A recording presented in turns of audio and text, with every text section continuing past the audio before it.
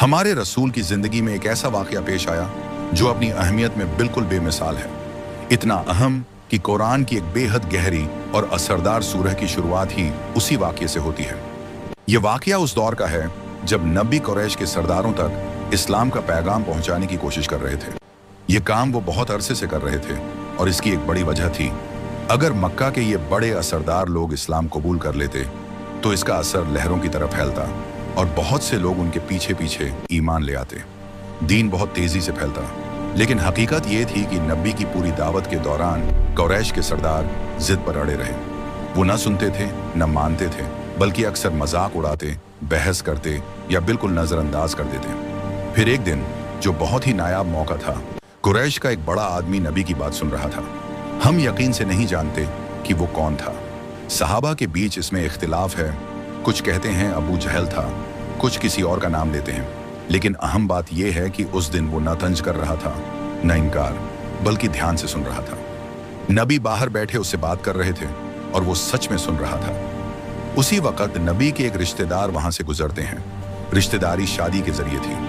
वो नबी के कजिन थे, बेहद गरीब इंसान और इस्लाम कबूल करने वालों में से शुरुआती लोगों में शामिल। उनका नाम था अब्दुल्लाह। एक बहुत अहम बात, अब्दुल्लाह अंधे थे। वो देख नहीं सकते थे, लेकिन जैसे अक्सर अंधे लोगों में होता है, उनकी सुनने की ताकत बहुत तेज थी। दूर से ही उन्होंने नबी की आवाज सुनी।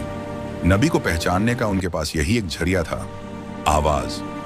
और जैसा कि बताया गया, नबी उस वक्त एक नायाब मौके में थे। कुरैश का सरदार सुन रहा था। अब्दुल्लाह आवाज सुनते ही खुश हो गए। वो तेजी से रसूल की तरफ आए। एक रिवायत में आता है कि उन्होंने कहा, मुझे कुछ हिदायत दीजिए, कुछ अच्छा बताइए। L3 रिवायत में है, जो इल्म अल्लाह ने आपको सिखाया है उसमें से कुछ मुझे सिखा दीजिए। गौर कीजिए, वो ये नहीं कह रहे थे कि कोई इमरजेंसी है। वो ये भी नहीं कह रहे थे कि उन्हें फौरन मदद चाहिए। बस उन्होंने नबी की आवाज सुनी, दिल में जोश आया और बोले, कुछ अच्छा सुनाइए, कुछ रूहानी बात। लेकिन नबी उस वक्त किसी और से बात कर रहे थे, ऐसे आदमी से जिससे शायद दोबारा बात करने का मौका न मिले, और अगर मिले भी तो शायद ऐसा मौका फिर न बने। अब नबी एक मुश्किल हालात में थे। वो अब्दुल्लाह का दिल नहीं दुखाना चाहते थे और वो ये भी नहीं चाहते थे कि सरदार से बात टूट जाए। तो नबी ने कमाल की हिकमत दिखाई। उन्होंने अब्दुल्लाह से सीधे कुछ कहने के बजाय उस कुरैशी सरदार की तरफ हल्का सा रुख करके कहा, अब तक जो बातें मैंने आपसे की हैं, क्या उनमें आपको कोई ऐतराज नजर आता है? इस एक जुमले से दो मसले हल हो गए। अब्दुल्लाह को समझ आ गया कि वो बातचीत में दखल दे बैठे हैं। वो समझ गए, अच्छा रसूल किसी और से बात कर रहे हैं। अब वो खुद कह सकते थे, आप अपनी बात पूरी कीजिए, मेरी बात कोई जल्दी की नहीं। और नबी को यह कहने की जरूरत ही नहीं पड़ी कि जरा इंतजार करो, जो शायद तकलीफ देह होता।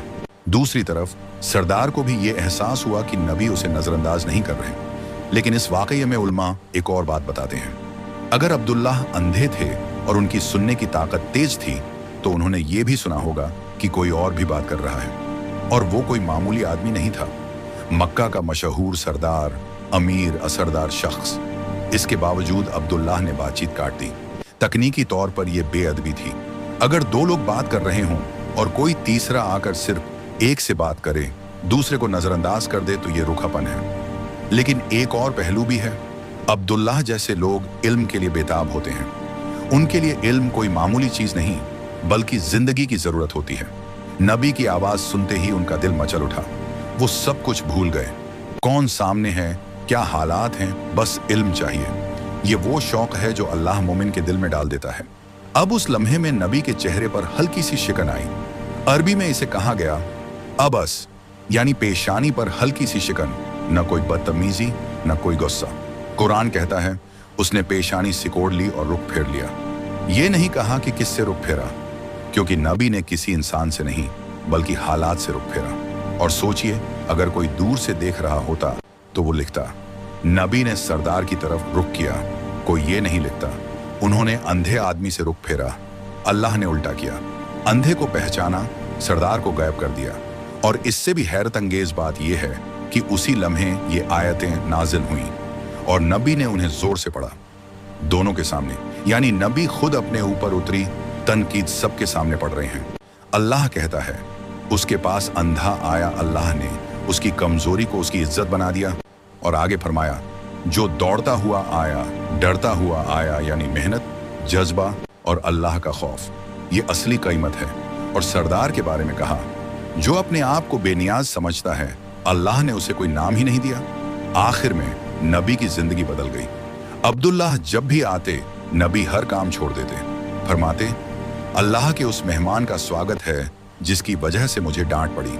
हर बार पूछते, कोई जरूरत तो नहीं? कुरान हमें सिखाता है, अल्लाह के नजदीक असली VIP वो हैं जो इल्म के लिए तड़पते हैं, चाहे वो अंधे हों, गरीब हों या समाज में अनदेखे हों। अल्लाह हमें भी वही नजरिया अता फरमाए। सब्सक्राइब।